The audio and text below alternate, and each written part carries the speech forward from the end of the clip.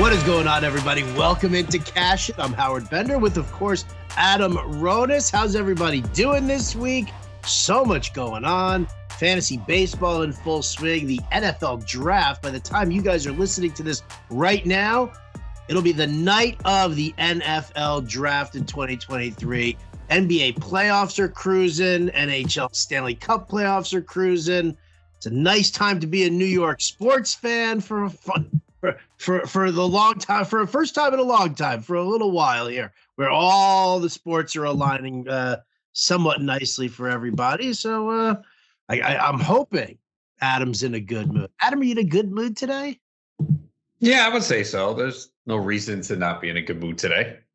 Okay, well, that's encouraging then. Where do we want to start? I guess let's start, because it's obviously it's the hot topic of conversation right now, and everybody's freaking out about it. I mean, the NFL draft for you, like I can't imagine, like I know that you wait until the summertime, to really dive in, and you're more of a show me where these idiots land, and then we can talk about fantasy value, which I totally get and I totally agree with.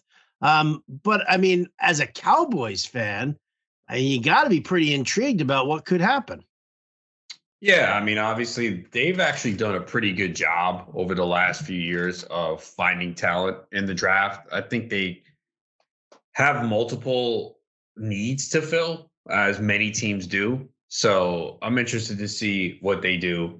We hear so many things like the days leading up to the draft, so many smoke screens. So it's like at this point, I'm just like, all right, let's see who goes where. Let's stop with all the bullshit and smoke screens. Let's get this done. Yeah. Yeah. Oh, and and it's so funny too, because we're kind of in that same fashion. Adam Schefter was with me and Jim on the Fantasy Alarm Show on Sirius XM yesterday, and he's like maybe everybody who does a mock draft gets 2 or 3 picks right, but one trade, one different pick, and it just throws everything completely out of whack. So I'm with you on that one there, as far as like, you don't know what's going to happen. I mean, it's almost it's almost been comical with everybody, throwing things around. I will say this, the one thing that has been a relative constant and something that's obviously made me happy is the Bijan Robinson situation. And I'm just talking about following the money. And what the odds are saying right now and what they've been saying. I think it was about a month and a half ago, almost 2 months ago, that I was kind of like looking at certain things and noticed that there was a little bit of line movement, not a lot of line movement, but just a little bit of line movement where all of a sudden it was like Bijan Robinson to the Falcons at the 8th pick. And I think it went from like plus 5,000 to plus 3,000, or maybe it was like plus 38 and it went down to plus 3. Whichever the case, I noticed the line movement there, and obviously, I kind of looked into it, and I've studied Arthur Smith and the Falcons, and and what they've been doing. But then, as the Falcons have gone through their off season, they turned around. I mean, they just picked up defenders left and right. I mean, it was crazy how many different, defenders they ended up picking up through free agency, trade talks, signings.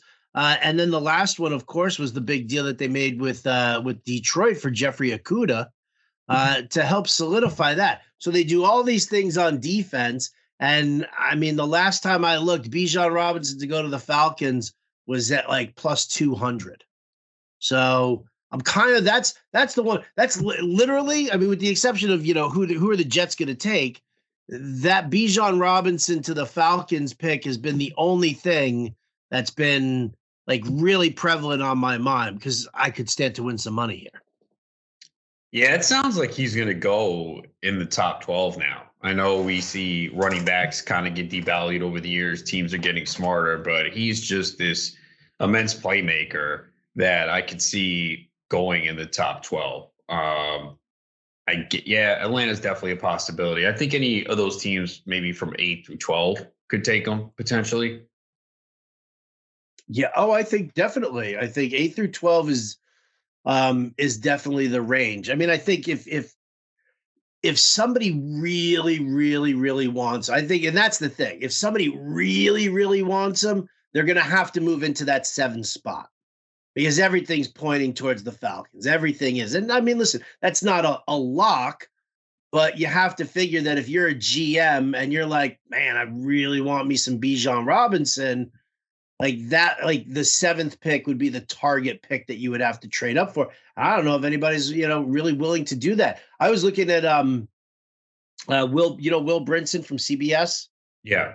Yeah, so I know Will, and I've been following a bunch of his mocks and stuff like that, and he just put one out today, which I immediately hit him up and I started cursing him for it because he's being a son of a bitch, and I even invited him onto the Fantasy Alarm Show to tell him that he's a son of a bitch because he puts the Raiders taking Bijan Robinson at the 7th pick.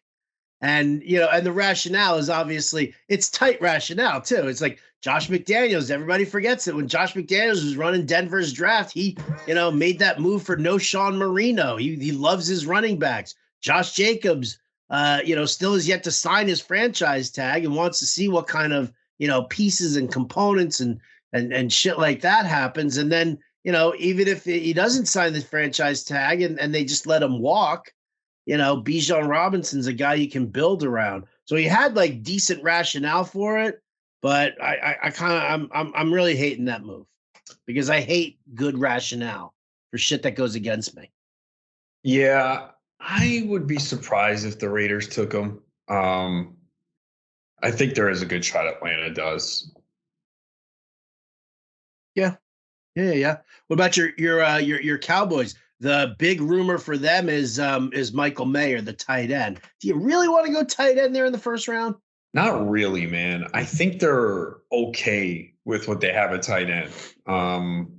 With Hendershot and Ferguson. Yeah, I think they're okay. So I don't really want to see them go tight end there. Again, they have multiple needs. Tight end is, I would not put it as high on the list. I could see them going with maybe a defensive tackle. So I don't think they go wide receiver in the first round. Brought in Cooks, you got Lamb, Gallup coming off the injury. Maybe I see them adding another one in the draft, but maybe not the first round. So I think there's a variety of ways they can go. I don't think it's clear what they're going to do. Yeah, I don't either, but everybody seems to have them tied to the tight end, which, I'm like, if they were that concerned about the tight end position, don't you think they would have tried to have retained Schultz? Like they were like, okay, bye-bye. They didn't want to pay him. And I don't Right. I get that. That's basically what I think. They like Schultz and they would have preferred to have him, but they said it doesn't make sense to pay him. I mean, he's not a Kittle Goddard type. He's just catch it and fall. You know what I mean? Kind of like Jason Witten. And that was great, but not a guy that you want to pay for. So yeah, I'm not sure what they're going to do. I know when I spoke with Jim Bowden filling in for you, he wanted them to get Robinson and trade up. Oh, of course he does. Yeah. Oh, his latest now is trading up for Jackson Smith and Najigba, the wide receiver. Yeah. Okay. Yeah. Just give up everything and don't worry about it. Just get the stud guys in the draft. Who cares about cost? The funny thing about it is, and I think that we kind of covered this with Schefter, and we covered this with some other guests. The NFL draft, to me, and all the mock drafts that we see and all the work that everybody puts in, it's kind of like, when people are betting over unders in football to start the season, that they're betting what they want to see, not what they're actually going to see. And I think that that's a major case when you talk about people, betting on where a guy's going to go or, talking about what they want their team to do. And it's structured much more around what they want to see than actually what's going to happen. I think that's a big thing for people to kind of keep in mind. especially when, everybody's trying to rope you into a, 3 NFL pick parlay that you can start betting for, plus 47.20 odds. My favorite, my absolute favorite. How about this little NFL rumor, pre-draft rumor that popped up yesterday, and this will probably get under your skin as a Cowboys fan. I don't know. Did you? Well, you're in New York. You should have seen this. New York Giants trading their first and second round pick, plus some deeper picks in there in return for Cooper Kupp, and just a splash of return picks. Did you see that rumor? But then I saw a soundbite from your show from Schefter that said Cooper Kupp staying with the Rams. Yeah, and I kind of, I feel like I took Schefter by surprise with that question. I don't think because it was a recent rumor that was being circulated. And I know that Schefter's always tied into everything, but, Schefter had just gotten to Kansas City and, so he's been doing his thing and he hasn't really kind of sat back. But, I think that if you're looking at Cooper Kupp to the Giants do have the salary cap room. They can make that maneuver. That's something that the Giants can actually do. He was, he said that nobody's trading for DeAndre Hopkins because of his contract. But I mean, as far as Cooper Kupp goes, and we're also talking about, how old is Cooper Kupp? What is he, 28, 29? Yeah, I mean that's still that's a good 3 years left in you. Top form, I think. Yeah, he's 29. He turns 30 June 15th. Oh, all right. So there you go. Would you do that? You've seen the Giants. You know what they're looking like right now. They just pick up Darren Waller. They've got Saquon Barkley. The number one wideout is something I think they really need. They do. They need another wide receiver. I mean, look, Darren Waller was a good addition. And if they don't add anything significant, Waller is going to get a boatload of targets. The question is, can he stay on the field and be healthy? But if you're doing projections and you're looking at fantasy right now, Darren Waller is one of the top tight ends. He has to be because, right? What do you want out of your top tight end? You want them to be number one or number two in targets on the offense. And Kelsey obviously has always been number one in his. Kittle isn't. And we always put Kittle up there. It's just he's so good, but he's never number one. And he might be number two, but it's, again, a low passing offense. But, Waller, the reason why those years he was pretty much number one on his team. And then they brought in Devontae Adams. He got banged up. But you look at what the Giants have right now. How is he not number one in targets? I don't know. Wan'Dale Robinson? Yeah, okay. Sterling Shepard?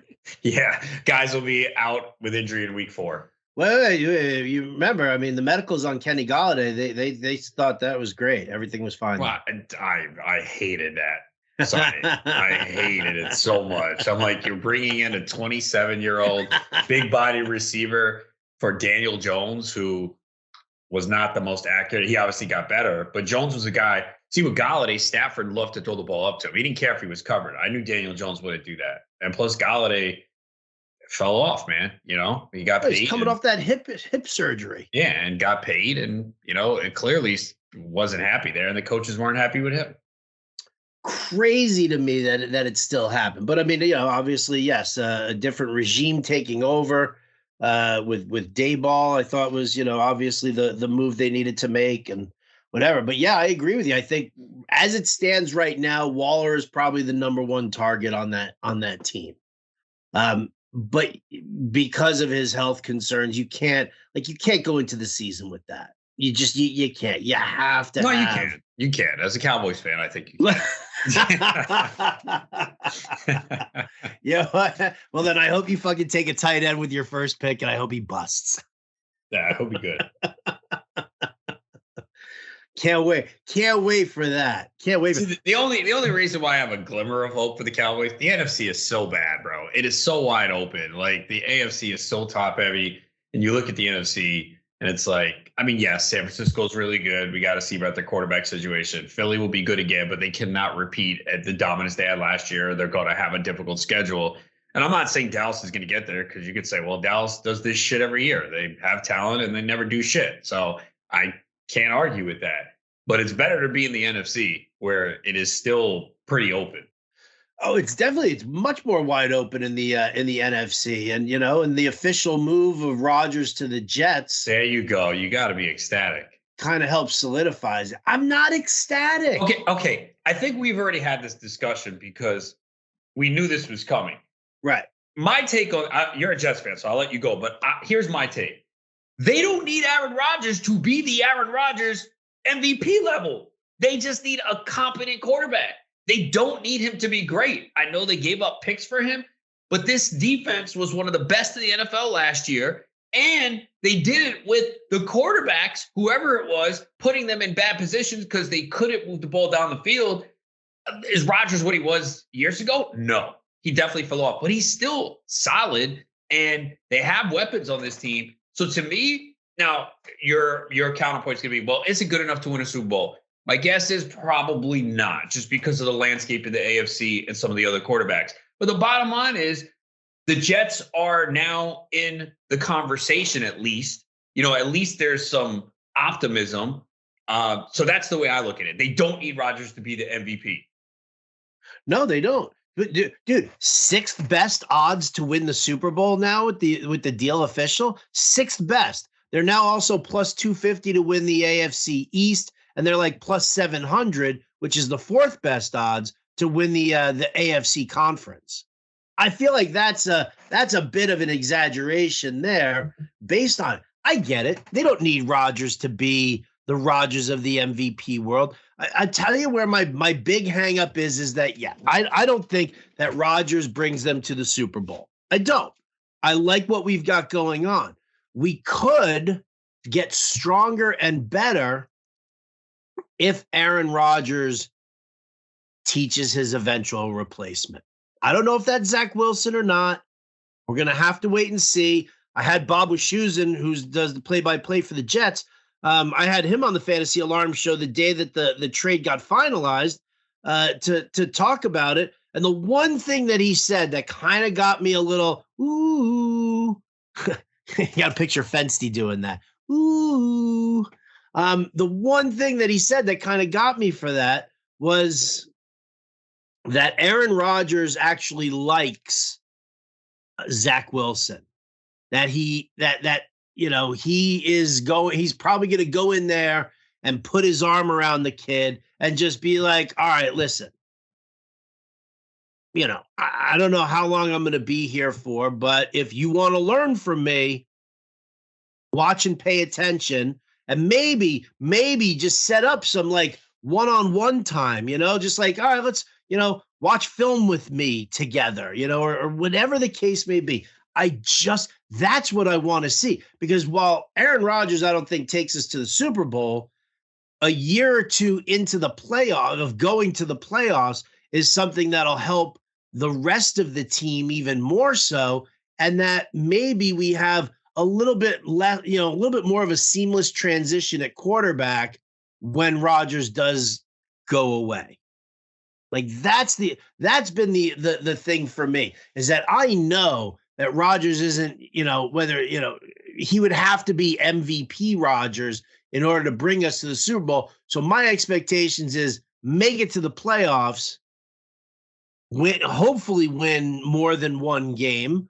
But that's what it is. But still looking at this franchise to the future, that's what I want to see. And Aaron Rodgers is not a guy who, you can really vision the future. You know what I'm saying? Does that make sense? Yeah, but I mean, so you're not excited about this at all? No, I didn't say that. I said I got a little excited when Wischusen said that Rodgers likes Zach Wilson.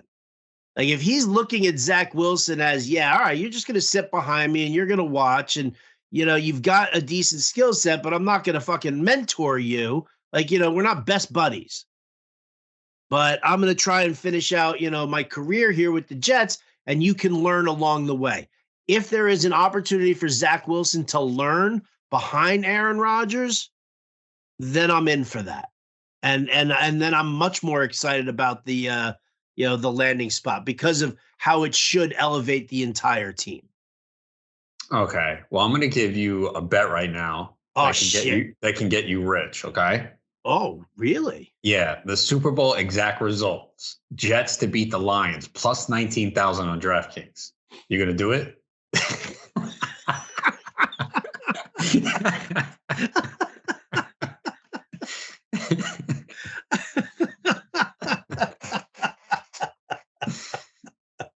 Dude, we see crazy things in the NFL. It can't happen.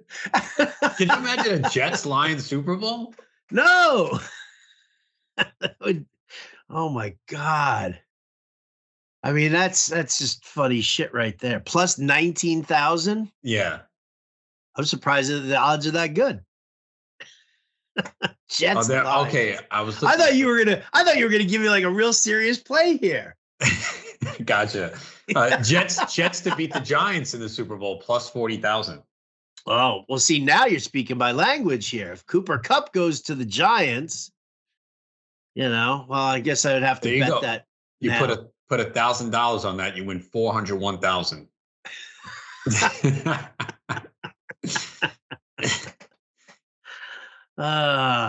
They capped my bet on the on the Bijan Robinson one. Yeah, dude, they do. See, and that's the thing I think sometimes people don't understand with all the information that comes out. You can't spend a ton on the NFL draft on these bets. They do cap them.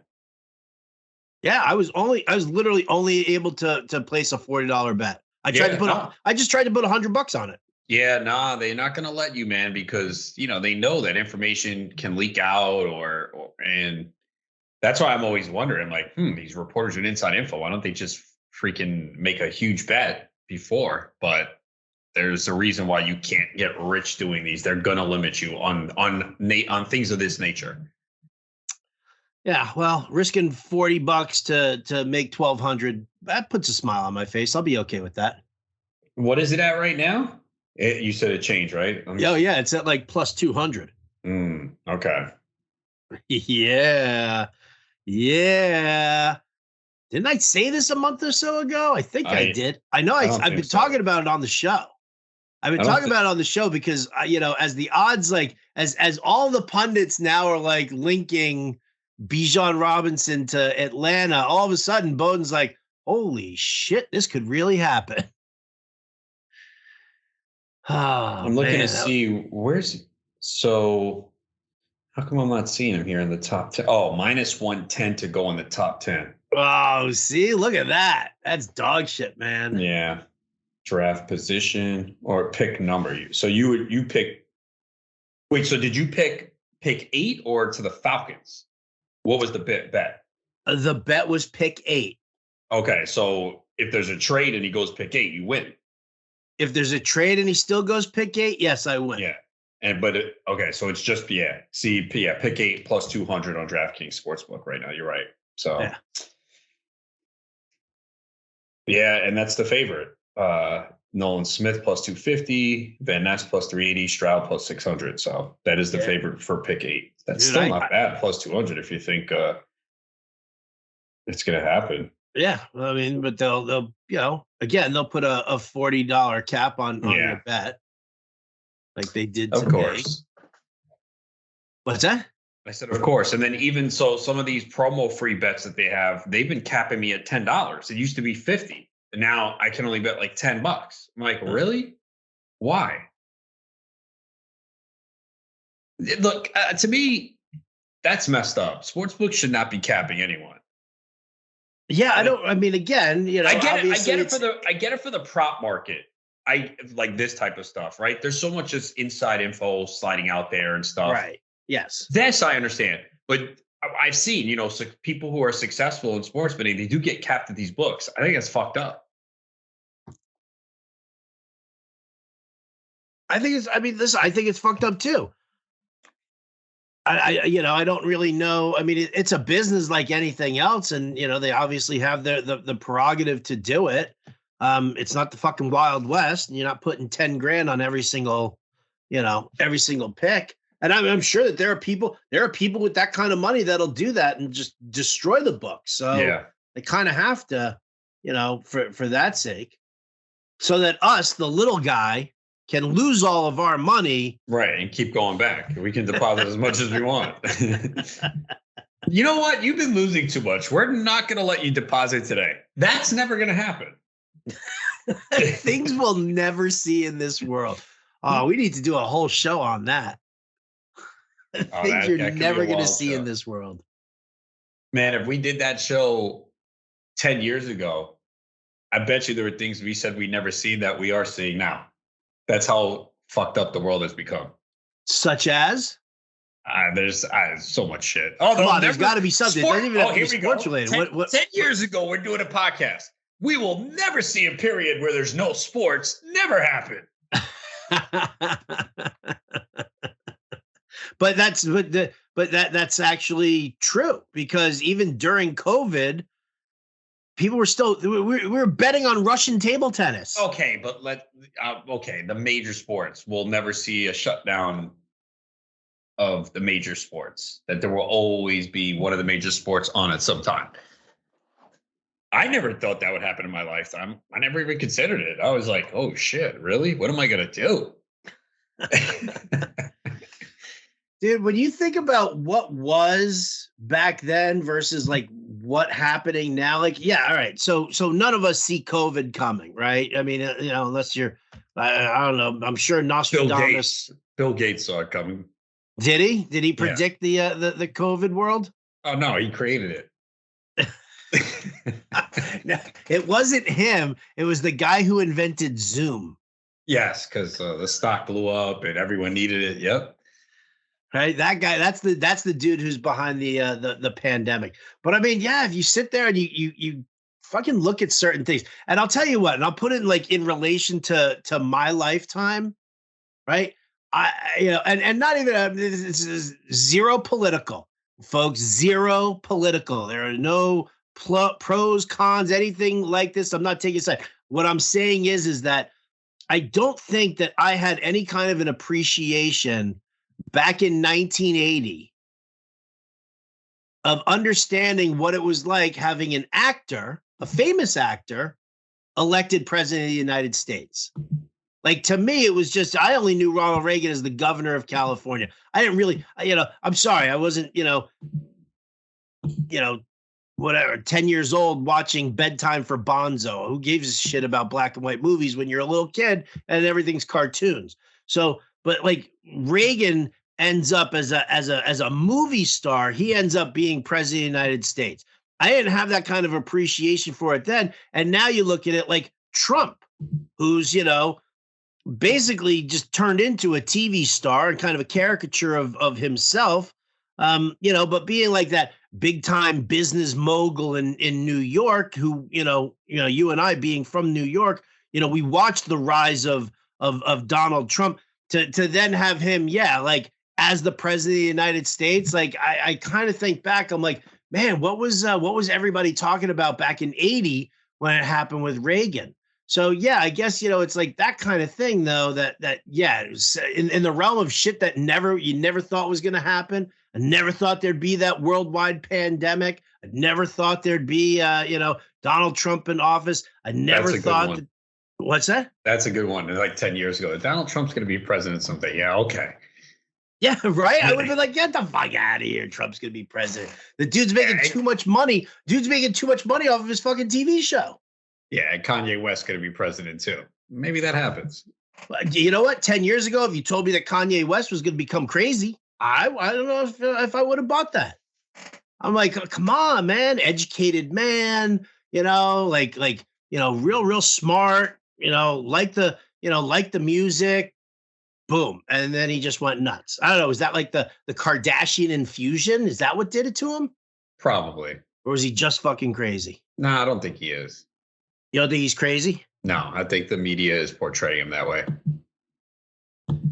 Is that because the Jews control the media and he's hating on the Jews? No, I just think that they... We're turning this fucking podcast upside down now.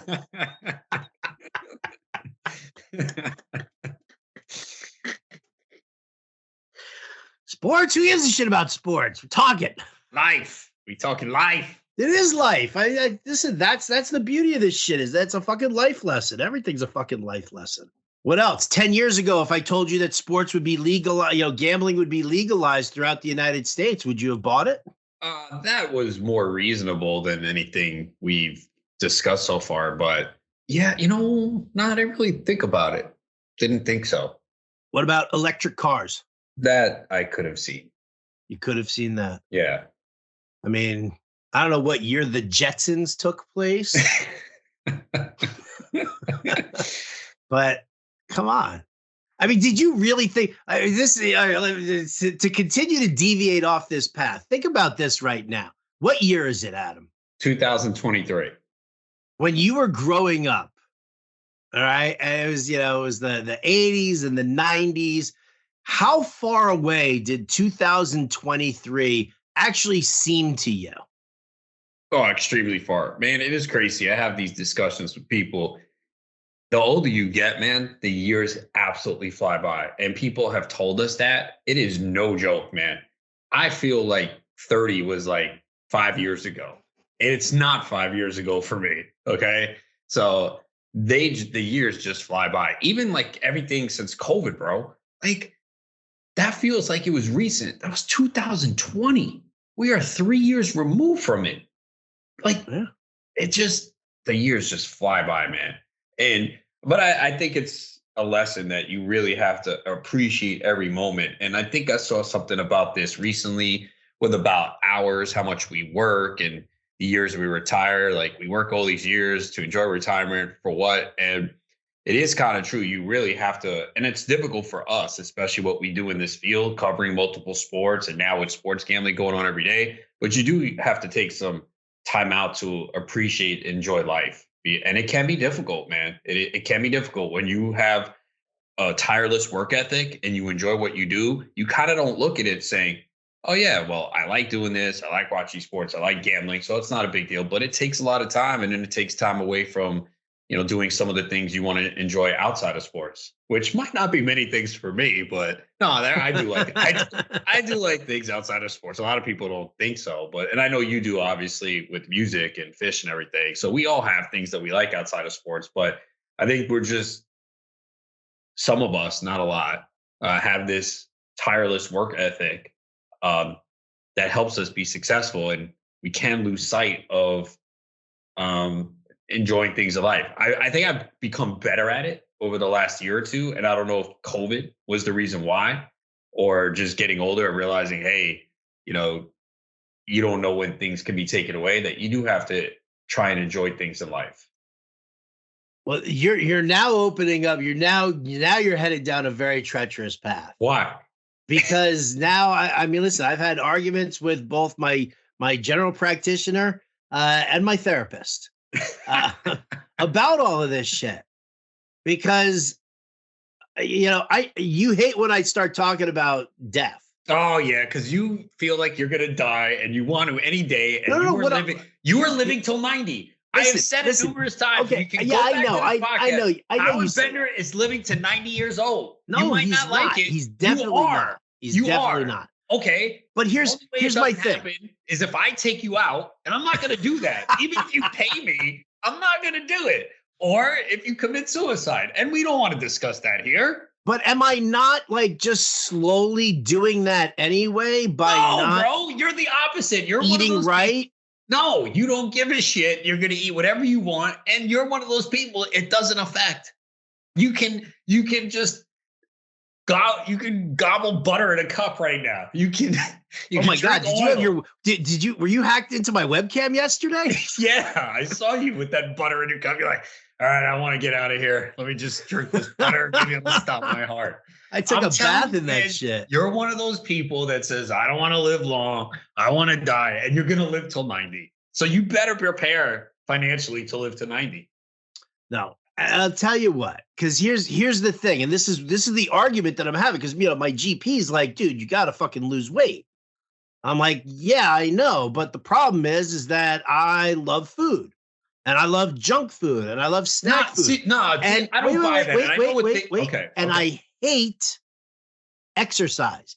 I hate physical exertion. Okay. I do. You walked with me in Detroit in hot weather to the restaurant to eat. You can do it. Yeah, dude, I had to like LeBron powder my crotch after that. I was like chafing left and right. I was completely You probably uncomfortable. hated me after that. You're like, why did this motherfucker make me walk? Why the fuck did he make me walk? So my feeling about it is, so I've said this to my doctor. I'm like, listen, I hate exercise. I love eating what I want to eat. I don't want to have to, I'm not going to sit there and I work hard.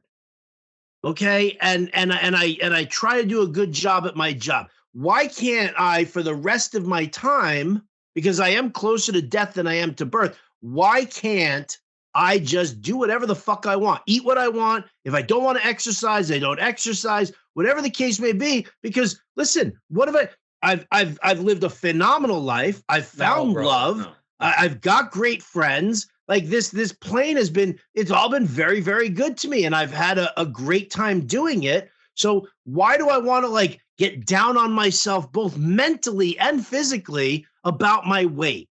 Like, why? Because I'm going to have a fucking heart attack and die one day? Because I'm going to need an angioplasty to open up an artery or shit like that? Just fucking let me go. Really? So you are okay if it was in the next year or two? Yeah. No, yes. Come on, bro. Stop. Look, here's the thing. You're saying this because you're going to miss me. I am. And so will many of your friends, family, and people listening. So we're looking out for you. Don't cry for me, Argentina. You look, it's honestly, and look, I can't speak because I'm not in your position. I always say that when it comes to drug addicts or anyone who's addicted to something. I can't speak on it because I'm not addicted. But the thing is, it takes a lot of mental fortitude and discipline, but it can be done. Like, I've become less and less inclined to eat sweet things. Like, my tolerance for sugar keeps going down, which to me is great. Ugh. It can be done for you too. I don't want it to be done. Here's the thing though. If you don't have those things in the house in front of you, then you won't eat them. Like, I'll give you a perfect example. So I went shopping the other day and I saw these coconut macaroons and I got nice. them. I ate them in 2 days, bro. But if I don't have them here, I'm not going to eat them. Now, I am going back to the store today or tomorrow to get another one. But the point is, if you don't have it in front of you, you're not going to eat it. So you're not going to change because you don't want to. That's the bottom line. Right. You don't want to. I mean, you're having medical professionals tell you this and therapists, and you don't want to do it. So it's not going to change for you because you have to be willing to do it and understand the benefits of it. But see, there you go. I don't see the benefits of it. I see living it as longer, bro. Again, I don't see that as a benefit. Okay, what about your wife? I've got 10 years on you. What about your wife? You have what? I have 10 years on you. Okay, but you do have to, you're getting older. You have to worry about your health, especially at that weight. Again, why? What do you mean why? So you can live longer. But I don't want to. Okay, so you're okay leaving your wife behind? No, she's going to end up she's going to drink that Kool-Aid. Once she realizes that I'm on the way out, she's going to off herself. She doesn't want stop. I'm telling you. I'm telling you. That's what's going to happen. Oh man. People are going to reach out to you like, "Hey, Howard, I hope you're not serious. Can you please get your weight under control and eat better?" No. Because that would deprive me of pleasurable things. I love Starburst. Give me a bag of fucking gummy worms, dude. Yeah, dude, you used to do that peep shit, which is fucking crazy. There you go, right? I used to do that. I stopped doing it because it didn't make me feel good. Now, you could say that I'm suicidal if I would continue to do the peep thing. I'm just saying that, why do I have to monitor everything that I put into my body? Why do I have to make sure that I physically exert myself to exercise or whatever? It's been a great ride. Let me enjoy the end of it. I think that's why I'm I'm getting bitter in my old age, because people you can't do this anymore. You can't do that anymore. Fuck that. So how did the professionals respond to your take on this? Oh, they think I'm fucking nuts. They don't get it. I don't get it either. You know who gets it? Who? My hypnotherapist. She gets it. She understands, because it's a belief thing. It's a belief. I don't think see, that's also another thing that I fight with one of my best friends about this as well. He's got this crazy irrational fear of death. and has no like zero understanding of what I'm talking about. And he like lives his life like in fear of death. And I'm just like, dude, this is just like, to me, this plane here, we're coming back. I've been back on this plane spiritually multiple times in, over however many years. I don't know, thousands of years, however long my soul, my spirit has been in existence, which is probably a very long time, considering how enlightened I am. But that's a different story.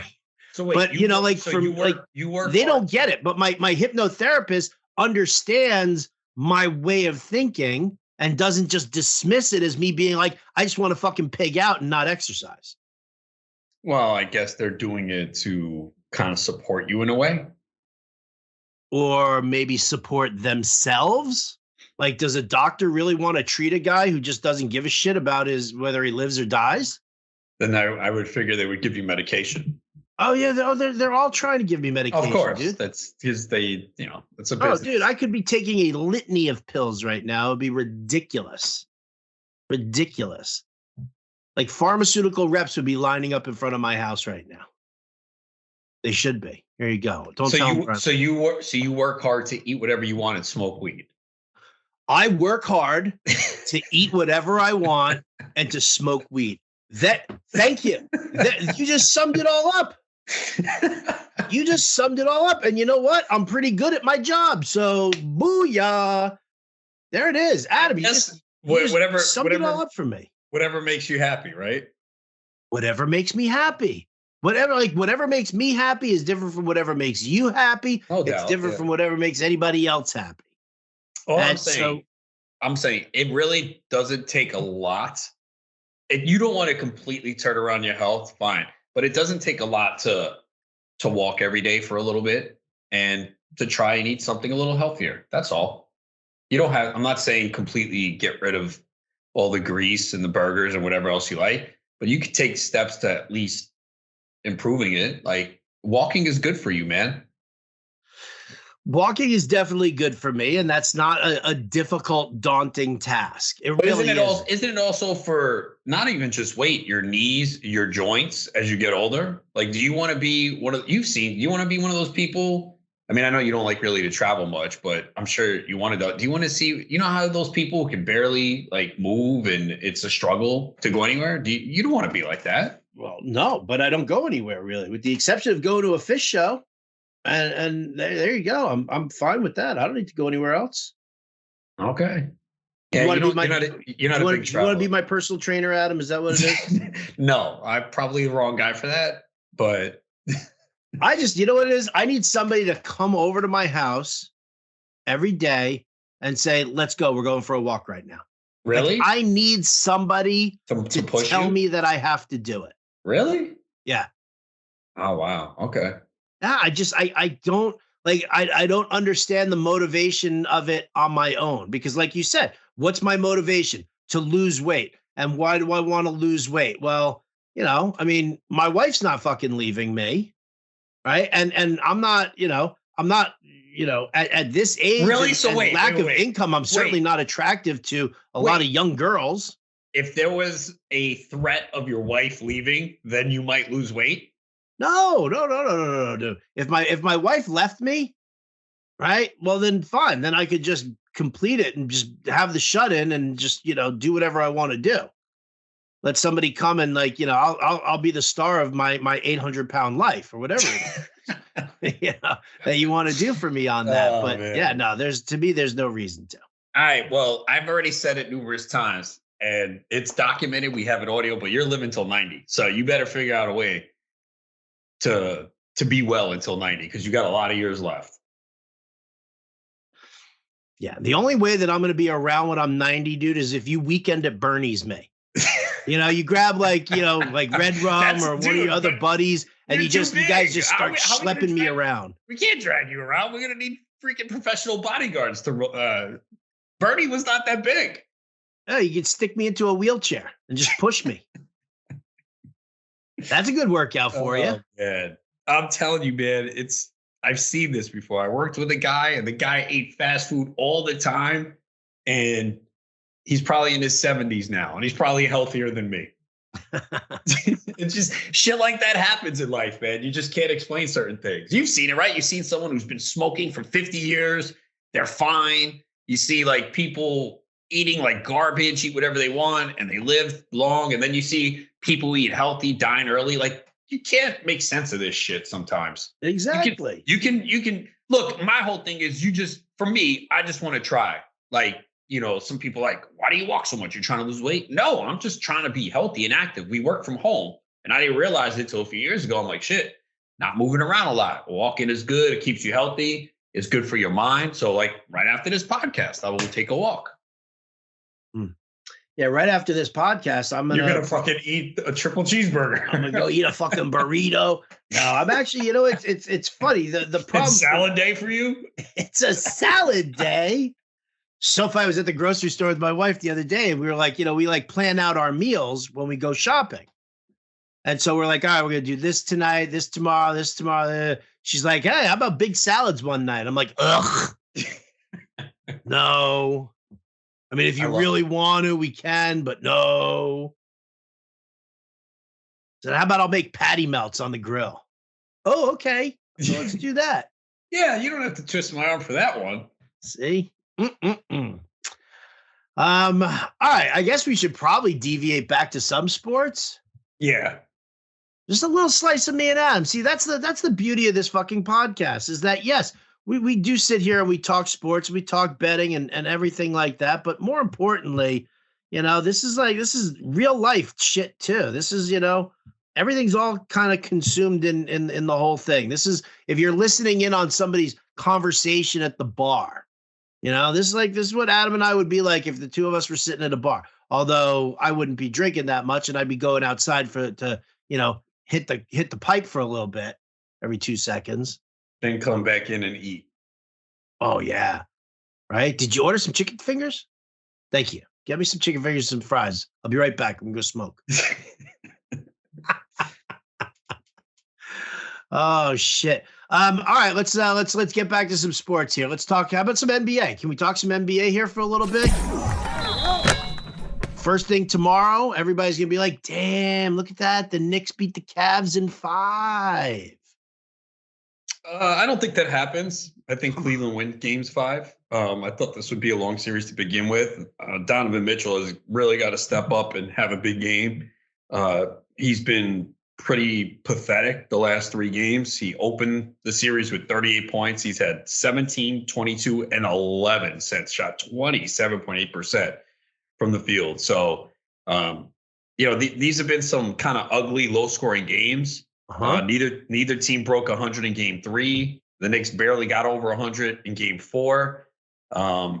Neither team has scored 100 together in a game yet. So it's been these ugly games. Julius Randle hasn't been great. In fact, he was benched in the final few minutes of game 4. Obviously, Jalen Brunson has been phenomenal. I mean, that was probably the best free agent signing. And Josh Hart, I mean, that was a phenomenal addition. Like, he is one of those hustle guys. Yeah, he'll put up some stats in the box score at times. Like the last game, he had 19 points, 7 rebounds, 2 assists, 2 steals, played 40 minutes and started. But, man, because Quentin Grimes was out. But he just does everything, man. That ultimate hustle player that a lot of times the box score doesn't reflect what he does. But I expect Cleveland to play well here in game 5. Mitchell's got to respond in a big way. And there, I think maybe some of the inexperience is showing, first playoff series for Evan Mobley. They're not a deep team either. They don't go deep. They basically play 7 guys. So I think Cleveland wins game 5, but with the Knicks probably ultimately win the series, probably in game 6. Did you think the Knicks were going to win the series from the onset, or were you leaning Cavaliers? I was leaning Cavs, but I thought the Knicks had a shot to win. Like, I thought that would be the best series in the first round in the East, the most competitive. And that remains to be seen if it is. Because a lot's going to depend on the Bucks. I mean, that is the biggest shock so far, is the Bucks Heat, with the Bucks trailing the Heat 3-1. The Bucks just blew that game on Monday. They had a 15-point lead with about 4 minutes left. Giannis had come back after missing a couple games with the back injury. He had a triple-double. Like, okay, they're in control here. They got this. And they just fell apart. And a lot of it was Jimmy Butler putting on one of the most amazing playoff performances you have ever seen in the history of the NBA. 56 points, 19 of 28 from the field. He could not miss.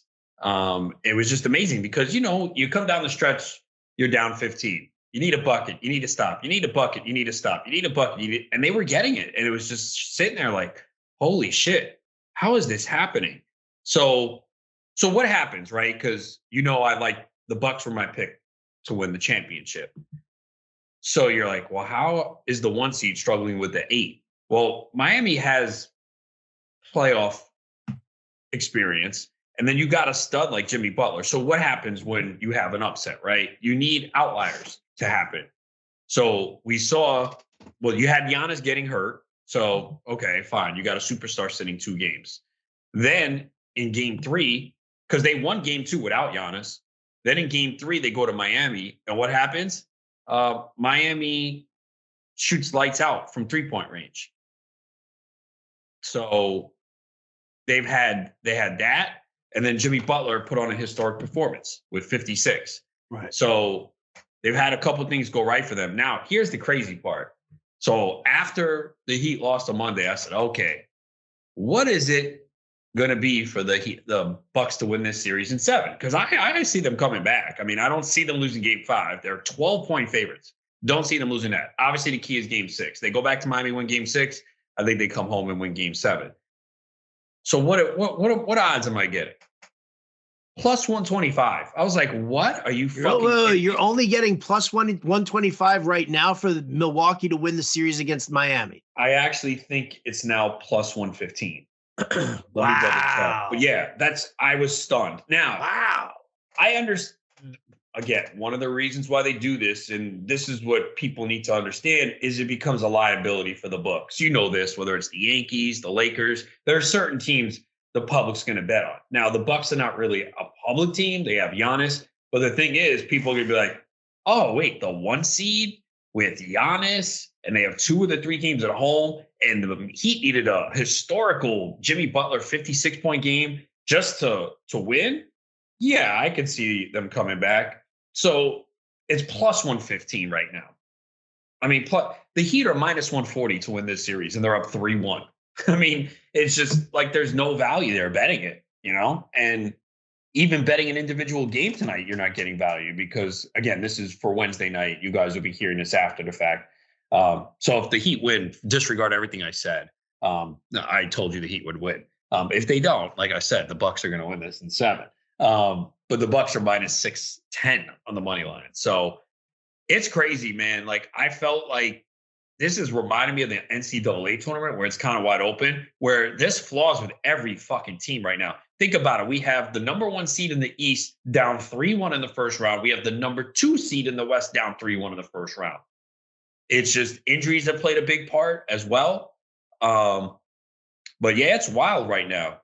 What's going on in the NBA. And I said, I thought this would be one of the best first rounds ever. You did have the Sixers sweep the Nets. That wasn't surprising, but and you did have 2 series end last night. Now, the Clippers obviously went out because no Kawhi Leonard, no Paul George. That really cooked them, and they kind of hung in there against Phoenix. And Denver took care of Minnesota. But, you still have the Golden State Kings series. Unfortunately, De'Aaron Fox you've got a bunch of shit going on here. Lakers up 3-1 on Memphis right now. Mm-hmm. I think we all expect the Lakers just to kind of, I don't know if they close it out tonight or whatever. Knicks up 3-1, and a lot of people think Cleveland can bounce back. Milwaukee down 3-1, and we think that they can bounce back against Miami. And yeah, Golden State, Sacramento, that's knotted up at 2. And you know what, man?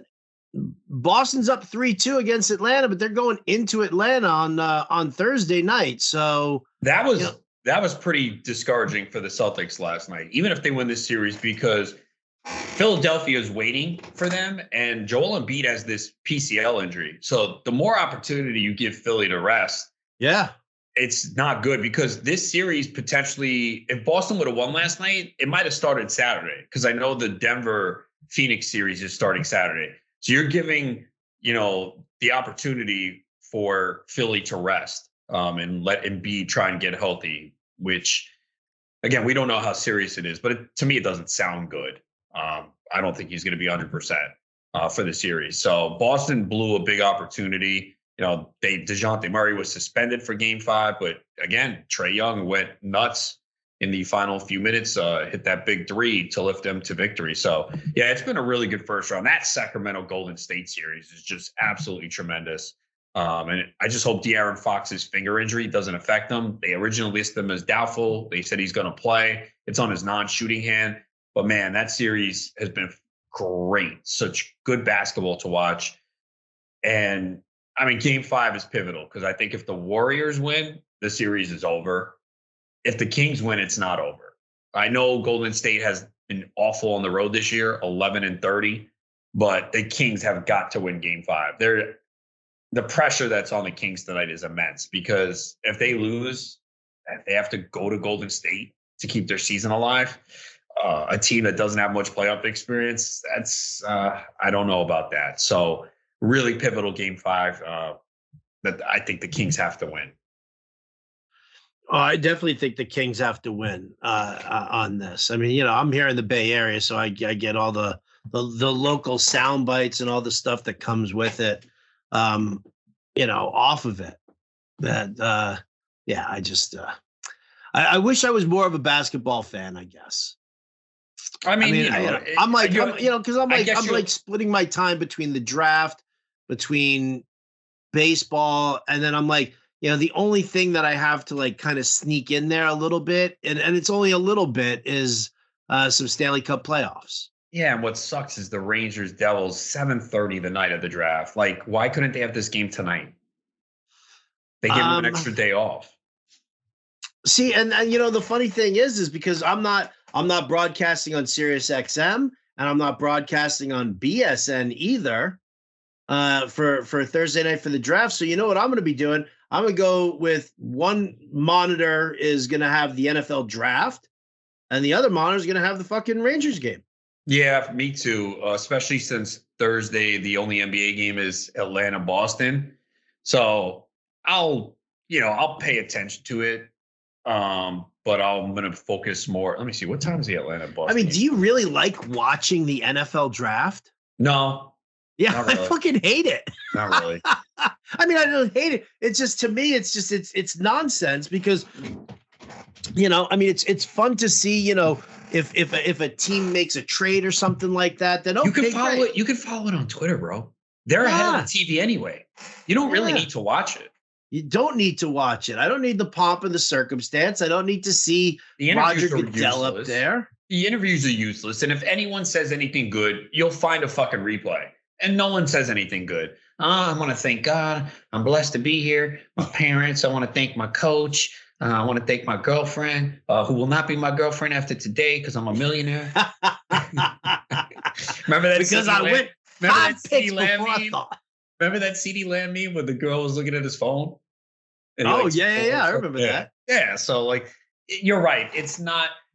Okay. This is, and anyone who knows me and Howard know we're huge NFL fans, right? We cover it. But we don't cover one sport. The people who cover one sport only, they love it. This is a huge deal. And we're not saying we don't love it. We're just saying, like, you got playoff games tomorrow. And, okay, even baseball. If you want to say, oh, well, baseball is, okay, fine. You got playoff games, man. Yeah. Like, Game 5, Rangers Devils, bro. 2-2. Come on. I would much rather sit and watch that and then catch up on the NFL draft like the next morning even. Right. Or you could you could watch the game and follow it on Twitter on your phone, you know, every few minutes look, or like you said, have a second TV glance. Okay. Oh, there was a trade. Who was traded? Okay. Who did this team take? Okay, boom. And then you got, like you said, the next few days to digest it, figure things out. You know, we're not doing a draft as soon as the NFL draft ends. Well, maybe we are on Monday or Tuesday. Okay, fine, whatever. But I'm saying you have a few days to kind of digest it. Oh, you know yeah, definitely, man. I think that, you know, again, this has all been hyped up by the NFL. The NFL wants to, needs to prove that it is a 365-day a year coverage sport.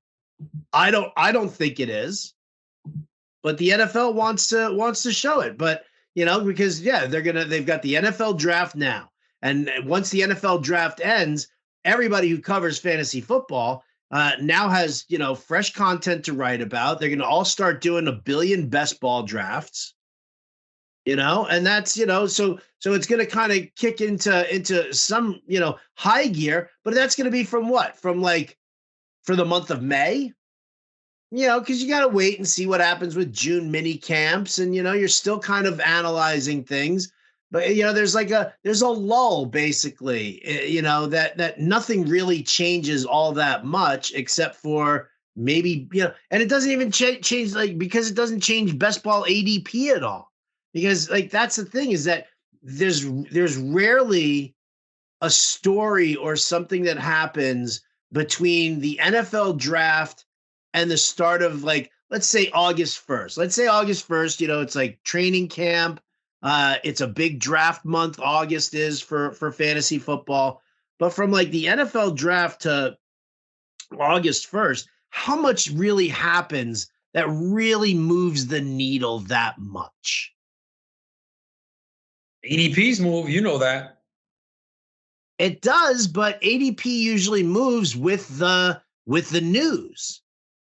And let's say it's a slow news cycle. Let's say there are no, there are no troublemakers out there that we're worried about. That's the thing for me, is that, it becomes tough to cover, because if there is no big news story, there's no big news cycle, then really our ADP is going to change that much from let's say from May 1st to, I'll go June 15th. I'll go mid-June. Is there anything that's significant? No, not in that span. No, nothing significant there. Yeah. And then from think about that, June mini camps to regular training camp. Does the ADP really move that much in that span either? Or does the ADP really start to move and adjust and whatever in August? Yeah, I mean, unless there's injuries or trade, then you'll see some slight movement, or maybe people were undervaluing a player and then more drafts are done and then they move up and then the buzz starts to circulate. People start talking and player moves up, maybe some of the rookies. I mean, we were seeing Jalen Tolbert move up for the Cowboys. Boy, did that turn out to be shit. Oh, right. Tolbert, that was the early one, was that it was all draft hype and it never came to fruition. Not at all. I told you, the only thing that I want to know in fantasy football during this offseason is going to be which wide receiver is going to start plummeting in ADP because he's, dropping passes, or, he's a little banged up. Maybe shit's not going his way. He and the quarterback still trying to get on the same page. All right. It was what? It was Justin Jefferson. Jamar Chase 2 years ago. Jamar Chase. He couldn't catch a football because it didn't have stripes on it. And last year it was Christian Watson. Mm-hmm. And that dude really just bust out. I mean, he only finished the season with 600 yards and 7 touchdowns. But he had some massive games, man. Huge games. You wanted Christian Watson on your fantasy teams. Yes. So that's what I want to know. That's the only thing. If you want to tell me which receiver is going to shit the bed during the offseason, that's the one who I want to draft.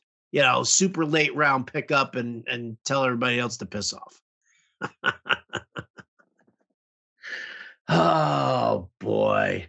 What about baseball season? Let's switch it up here to a little baseball now. We'll cover everything for you people. We're covering everything from NFL draft to life and death situations, in reality, to NBA, back into the NFL draft. Let's bring it full circle here with a little MLB. How are your teams doing right now? Mostly pretty well, although I feel like a few teams are just lacking in power. Like the pitching, which It's kind of surprising considering how many pitchers are getting blown up left and right. My home league team is actually pretty bad, ninth place. But I feel like most of my teams have been actually pretty solid right now, even though like I've had a lot of injuries, had some pitcher blow up spots. I feel like I'm in the like top half of most of my league so far. Right. But that could, how the standings fluctuate at this point. One day you're like, oh, I'm in first place. Oh shit, now I'm in fifth. Yeah, I'm hovering in the top half. I think like my Tout Wars draft and hold team is the one team that's kind of like, I'm sitting right in the middle of the pack of a 15 teamer. And so I'm kind of like bouncing back and forth between, anywhere from like 6th to 10th. I keep bouncing around there. I'm 5th in tout, but I'm last in home runs, 3rd to last in RBIs. I never build teams like that. I mean, part of it is Altuve was my 2nd round pick. He hasn't played. Seager was my 3rd round pick, and obviously he's missed time. So I'm just, I don't. So if I can get power, I guess I have too many guys. Like I have Esteury Ruiz, so that's no power. I have Andrews, that's no power. Dubon, who I had to pick up for middle infielder, he's been great getting on base, but no power. He did steal a base yesterday. So yeah, I'm just lacking power right now. The pitching's been good. And I'm noticing that in a few leagues, man. That you're lacking power. Well, everybody's got speed. Everyone's got speed, which is always nice. So you're lacking power. Yeah, for me, it's the pitching. I'm okay with power. I'm fine with power. I'm great with speed. I'm great with runs scored. It's the pitching that's kind of burning me. And just when you have a couple of guys who are still, because we're not even a full month into it, but so I'm still like recovering from things like Chris Bassett getting his ass handed to him early, things like that. So, I'm confident that it's going to get better, but yeah, that's my issue right now. If you don't have a pitcher that's been blown up, then you're really lucky because like every pitcher, even I know he was great his last outing, but I had Kevin Gossman in my online championship league for the NFBC, and he obviously that previous start just got absolutely hammered. Now he's been great in his other starts. I had Syndergaard yesterday. He had a 2-start week. So, and really? Who are it? Oh, Pittsburgh and yeah, man. Come on, man. Pittsburgh. Dude, Pittsburgh's no joke right now. I understand that, but come on, man. You can't get blown up by them. It's I know they're playing well and they're winning games, but you still look at their lineup. It's not like they should instill fear in you. Look, it's April. We've been through this, man. There's going to be teams that get off to good starts. I don't think anyone believes that Pittsburgh is going to maintain this. I also don't think anybody in their right mind thinks that Noah Syndergaard's a decent pitcher anymore. Well, no. The only reason was the Dodgers. We've seen the Dodgers turn guys around, right? So I figured to take a shot, and now I already regret it. Because he's just not the same pitcher anymore. Didn't they come back and win that game? It was like 7-2, and then they won like 8-7. Okay, here's a team that actually has a good record, but their bullpen is absolutely shitty. And I'm pretty sure you know who I'm talking about. Are you going to talk about Texas? Yes, I knew you would know. Dude, this team, man, like they spent all this fucking money and upgraded the team. They did nothing to that bullpen, and they blew it again today. I didn't see what went down today because I actually avoided it. 2-run walk-off homer for Nick Senzel in the bottom of the ninth. That's fucking comical. Who'd he hit it off of? Hernandez. Okay. Dude, okay, so I had in my MLB best bets on Monday, I had Texas on the money line. Right? And they give up 3-run, 2 in the 8th and 1 in the 9th, and they end up losing that fucking game. I go back to them again yesterday because I'm like, Texas bullpen was actually like, if you look statistically, they've been rock solid, throughout the year so far. They have been fine. Their ERA is low. They haven't been overworked too much. And so they've been, fine as far as like, giving up leads and shit like that. So I'm like, all right, are they going to fucking botch it 2 days in a row for me? And then boom, a 6-run fucking 8th inning. I was beside myself. I was so angry. I mean, that cost me, 2 big bets. That's fucking bad beat, dude. Yeah, I mean, Leclerc came in the other day at the bases loaded walk too. They just don't have an answer in that pen. No, they need help. They need help in a major way. Oh, the Jays shut out the White Sox 8-0, huh? Boy, the White Sox, that's another team, man. We thought, oh, La Russa's gone. They have talent. It's the same shit, man. They fucking suck. Well, I mean, their pitching has just been shit. Like, Kopech is horrible right now. Yeah, dude. Yeah. He's a guy. Lynn has been mediocre at Kopech, best, and Giolito, still. But still, this team 7-8. They have a worse record than the Tigers. They do have a worse record than the Tigers. That's and the Yankees are closer to last place than they are first. Let me just live in the moment, okay? I know it's not gonna last. You had to do it. I did. I mean, like the Mets suck too, though. I mean, they had a 7-3 road trip, and then they come home, and I guess they fucking forgot that they had a game against Washington, and Josiah Gray dominated them. But then again, when you look at the Mets right now, they only have one starting pitcher active in the rotation who was in the rotation to begin the year. Everyone else is hurt. So Scherzer comes back Monday from the suspension. Verlander, they're saying one rehab start, I believe, Friday, and then he'll be back. So, but they've played most of their games on the road though. 17 on the road, 7 at home. But they've lost 3 in a row now. And the Braves typically don't start fast and then have a furious run in the second half. They've started fast, 16-8. We agreed. Like we took the Braves to win the World Series in our FSGA prop draft. I think they're the best team. Even them, every team in baseball. The injuries are. I saw a stat. The injuries are way up from the last 2 years at this time.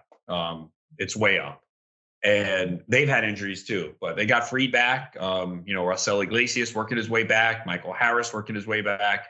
So with everything that's gone on, Travis d'Arnaud's been out. He was off to a hot start. So every team has injuries. But yeah, the Braves and Spencer Strider. Oh my God, bro. So when we were doing the live in-game show, they had a bet for Spencer Strider, perfect game, plus 1,400 going into the 7th inning. I was like, you know what? If he gets to this top 3 here against the Marlins, he can do this. So I sprinkled some money on it. First play, Matt Olson error. Okay, that's good. I said, all right, you know what? He can still throw a no-hitter. Let me jump on the no-hitter. I think the no-hitter was like plus 300, and he gave up 2 hits in the 7th. I was like, all right, worth a shot.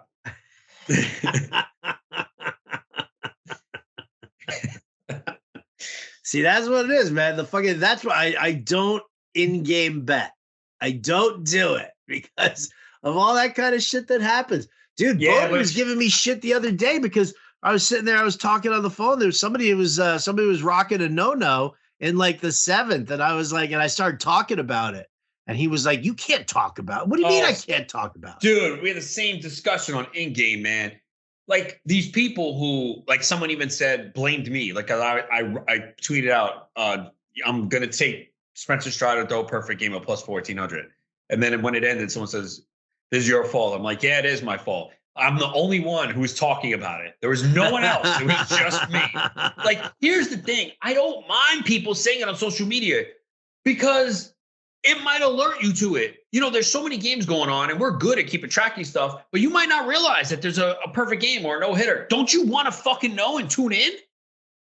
I do. Let's see, me too. I don't believe in the whole jinx thing. It just no.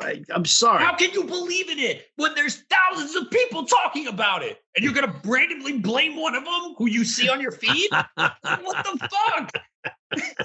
This is all your fault. You talked about it. Now it's not gonna happen. Why? Yeah, I mean, it was pretty funny. Like we were talking about it on air, and then we went to break, and Jim was like, "Dude, really? Come on." I was like, "No, really, dude. What? Superstitious? You're that superstitious about this? Come on." I don't know, Adam. I just don't know. Now, maybe if you're in the dugout I can see it being different. You don't want No to way, man. I'm sitting next to the pitcher and I'm talking up a storm to him. Yeah, you got to ask him what he's doing that night. Is he ready to go to the strip club? Right? How are you feeling about this, dude? You're fucking throwing with some massive heat right now. You got to be feeling good. You know that you haven't given up a hit yet, right? Yo, you have a perfect game through 6, and you've only thrown 69 pitches. You only got to get 9 more outs, and that's it. You make history, buddy. I'm pulling for you. Look, I'm going to try and make every play I can. I'll dive. If I have to separate my shoulder, I will. But you better make those pitches. Yeah. That would be, see, that's what I want to see. I want to see that. Make a fucking movie about that. The poor pitcher just sitting there all by himself, all lonely. Just being like, I mean, the fact that nobody is speaking to you or sitting next to you in the dugout, like that doesn't alert you to what's happening and put you in your head more about it. Yeah, you're clearly aware of what's going on. You're clearly aware of what's going on. I don't get it. All right. Well, any last thoughts on fantasy baseball? Words of wisdom. Tell everybody what you got coming up for them. You got a lot of shit coming up right now. Yeah, I'm doing the fantasy baseball waiver wire article, which comes out Tuesday. The Fab article comes out Saturday. So get ready to spend on Tanner Bibby, who had a great game for Cleveland today in his debut. It was against the Rockies, but they did say he's going to stay with the team for now. So I guess they'll see what they do on this road trip here, basically. Let me see the exact quote from the beat writer. Francona said Bibby will stick with the team for at least the next few days. They haven't nailed down their exact plans just yet, but he will be heading with the team on the road trip. So that'll be a guy I think people spend on this weekend if he remains on the team. Yeah, definitely. All those people who are so pissed off that Taj Bradley got sent back down to the minors again. Yeah, I mean, I think he's going to be up. Oh, he's definitely going to be up. They even said it. They're like, he's on a 6-day throwing schedule right now, and we want him onto a 5-day throwing schedule so that he can be in the rotation. We can get by with Yanni Chirinos and Josh Fleming at the back end of the rotation while he goes down to AAA and works himself into a 5-day schedule. Like, and people are like, "Oh my God, you gotta sit down and shit. What the fuck am I gonna do? I just spent all this fab on him."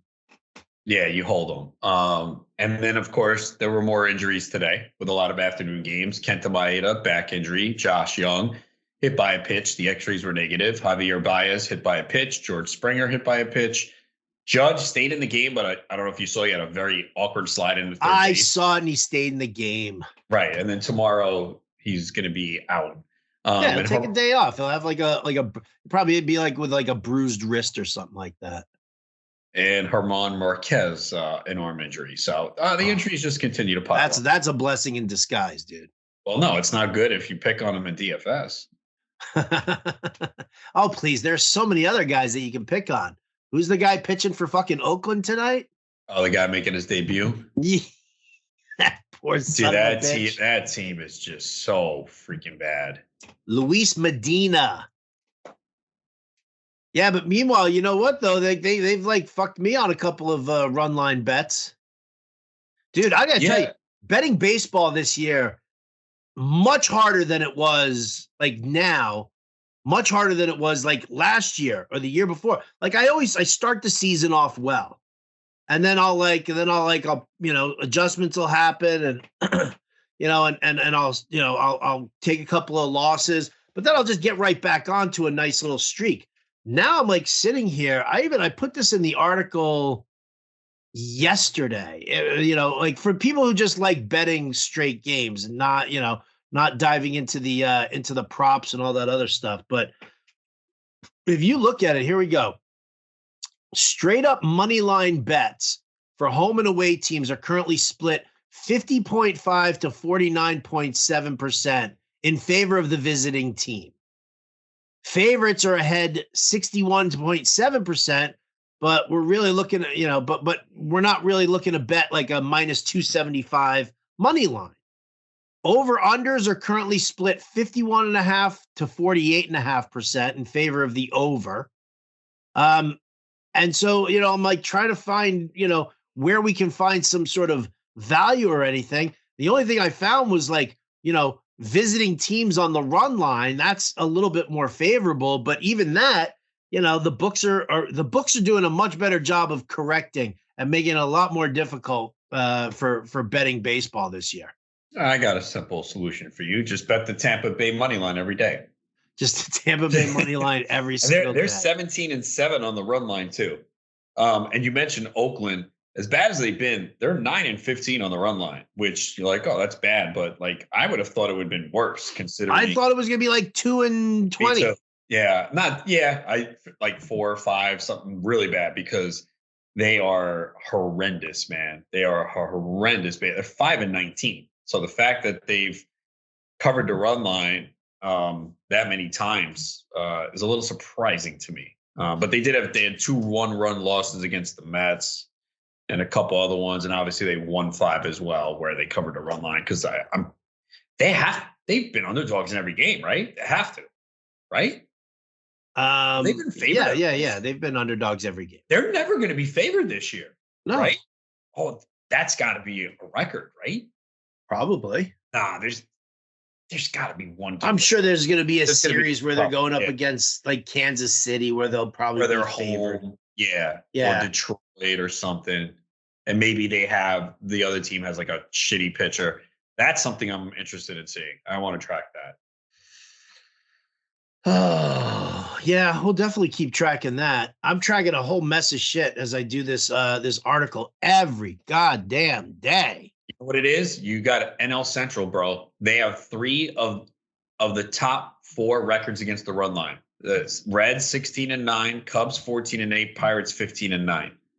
Those are the 3 teams right behind Tampa. Okay. Damn, these bad teams, bro. Detroit 13-9, Washington 13-9.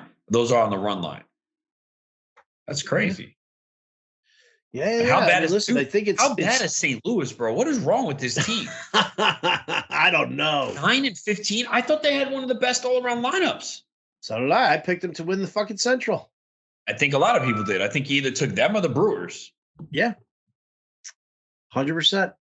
There could be a firing of the manager there maybe soon. I'm just guessing. I don't know. But this is 9-15. And yesterday was up 4-2 in the 9th, an era. I know Helsley gave up the walk-off to Sable, but that error opened the door for things.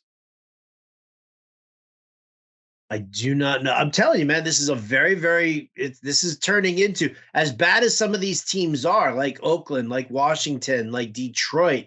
As bad as these teams are, they're still, they're hanging in games and shit right now. So there's stuff going on. Yeah, I think part of it is there's so many injuries right now. Like I know a lot of Yankee fans are complaining about their lineup, and I know they put up 12 runs on Wednesday against the Twins, but you're not accustomed to see a Yankees team with this much dead weight in their lineup. I mean, Willie Calhoun, it's 6th. As great as starters Franchi Cordero had, he's hitting 160 with a 192 OBP now. So you're not used to seeing a lineup like this for the Yankees. I mean, the Yankees lost the series to the Twins for the first time in 20 years? Yeah. The season series? I mean, look, they're 14-11. The division is great, so you're not worried, but you're just not used to seeing a Yankees lineup that is so unproductive, especially at the bottom of the lineup. They've scored the least amount of runs in the AL East.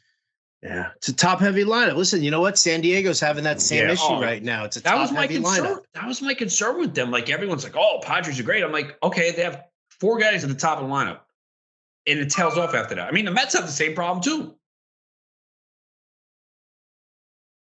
Do they, though? Yeah, they do. They do. Again, this is basically the same lineup as last year, bro. I mean, you need Alvarez to get going. And look, I know he's going to struggle early. I'm fine with him up. I mean, he's better than what the other catchers were giving him.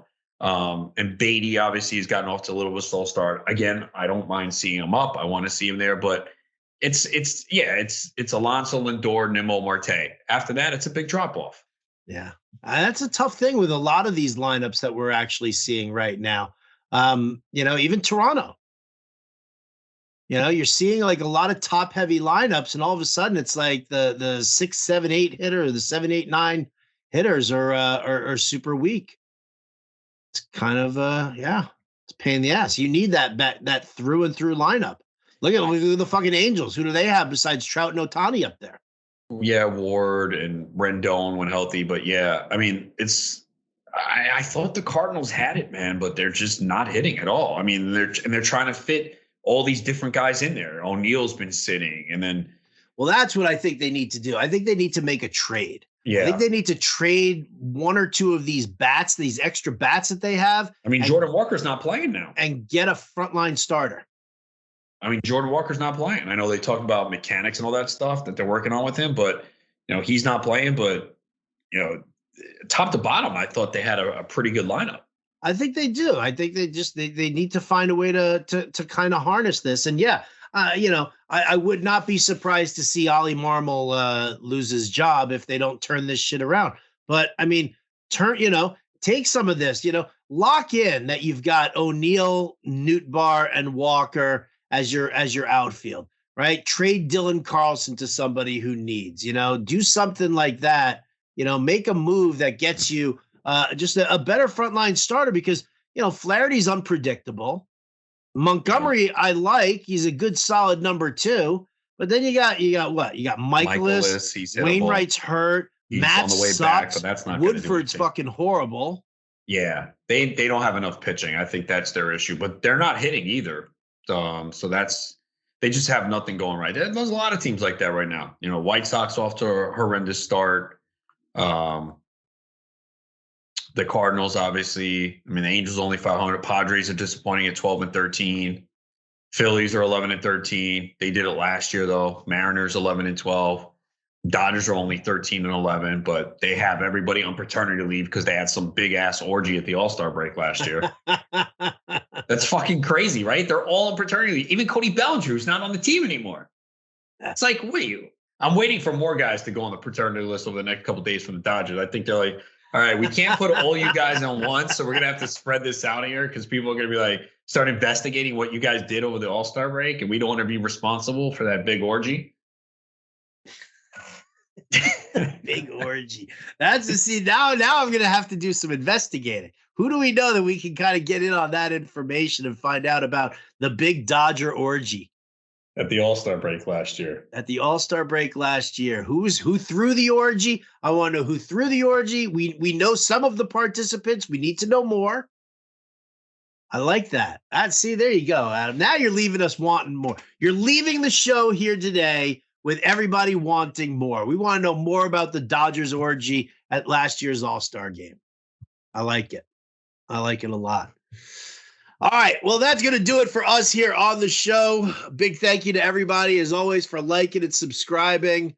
Follow Adam at Adam Ronis on Twitter. He's at Aaron88 when you're looking over at Instagram. You know where to find him. Just Google the motherfucker. Come on. You can find me on Twitter at RotoBuzzGuy. Adam's got a bunch of stuff coming out with NBA in the playoffs over at fantasyalarm.com. We'll get he's going to be updating his baseball rankings for the month of May, as I will be doing as well.